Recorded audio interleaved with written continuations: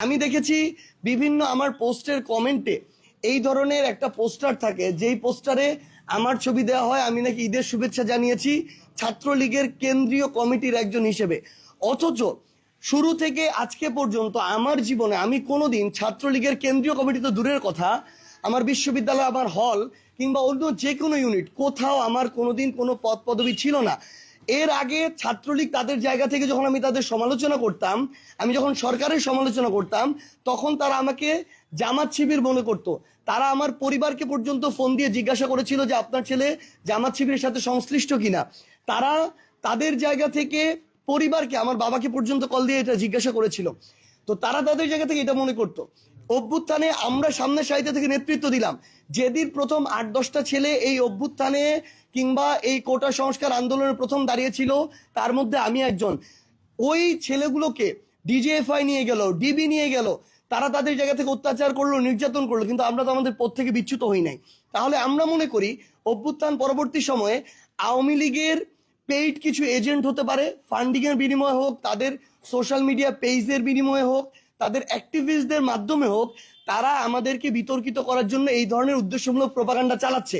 আমি একদম স্পষ্ট করে বলি, বাংলাদেশের যত এজেন্সি আছে, যত প্রতিষ্ঠান আছে যারা দুর্নীতির বিরুদ্ধে তাদের জায়গা থেকে বিভিন্ন ধরনের তারা গোয়েন্দার মাধ্যমে হোক আর যেই মাধ্যমে হোক যারা এই তদন্তগুলো করে থাকে, স্পষ্ট করে আমি বলছি, যার যত সক্ষমতা আছে আপনারা আমার বিরুদ্ধে, সাইফুল সালামের বিরুদ্ধে তদন্ত করেন। সেখানে যদি আপনারা কোনো প্রকার এই 1 থেকে 1.5 বছরে বিন্দুমাত্র দুর্নীতির অভিযোগ আনতে পারেন, যা আইনগত ব্যবস্থা নেওয়া হবে আমি তাই মেনে নিব, আমার বিন্দুমাত্র কোনো সমস্যা নেই।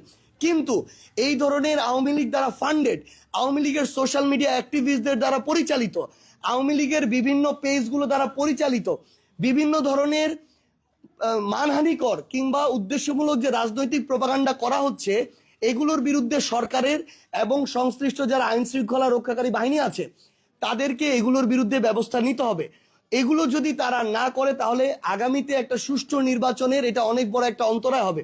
কারণ একটা মানুষের যে প্রার্থিতা কিংবা একটা মানুষের যে ইমেজ, একটা সোশ্যাল মিডিয়া এই ধরনের একটা অপতথ্যের মাধ্যমে এই ইমেজটাকে অনেকটাই ক্ষতিগ্রস্ত করা যায়। এবং সর্বশেষ আপনারা এটার একটা উদাহরণ দেখেছেন আমাদের বোন সুরভির ক্ষেত্রে। তার এজাহারে লেখা আছে মাত্র 50,000 টাকা চাঁদাবাজির কথা, কিন্তু সোশ্যাল মিডিয়া থেকে মেইন স্ট্রিম মিডিয়াতেও 50 কোটি টাকা চাঁদাবাজির অভিযোগ তুলে ধরা হয়েছে। একটা মানুষের আত্মসম্মান থেকে শুরু করে সমাজে মুখ দেখানোর সকল কার্যক্রম বন্ধ করে দেওয়া হয়েছে এই প্রপাগান্ডা করে, কিন্তু এজাহারে দেখা গেল মাত্র 50,000 টাকা। আবার পরে দেখা গেল সেটারও কোনো সত্যতা নাই। একজন সো কল্ড জার্নালিস্ট তার জায়গা থেকে তাকে একটা কুপ্রস্তাব দিয়েছিল, সে রাজি হয় নাই দেখে এই কাজটা করা হয়েছে। তাহলে এভাবে যার মন চাইলো সোশ্যাল মিডিয়াকে ব্যবহার করে বিভিন্নভাবে তারা যদি তাদের জায়গা থেকে মনে করে যে এভাবে যা ইচ্ছা তাই করবে, এটা হইতে পারে না। এই সরকারকে হোক, বিভিন্ন এজেন্সিকে, আইন শৃঙ্খলা রক্ষাকারী বাহিনীকে এর বিরুদ্ধে কঠোর ব্যবস্থা নিতে হবে।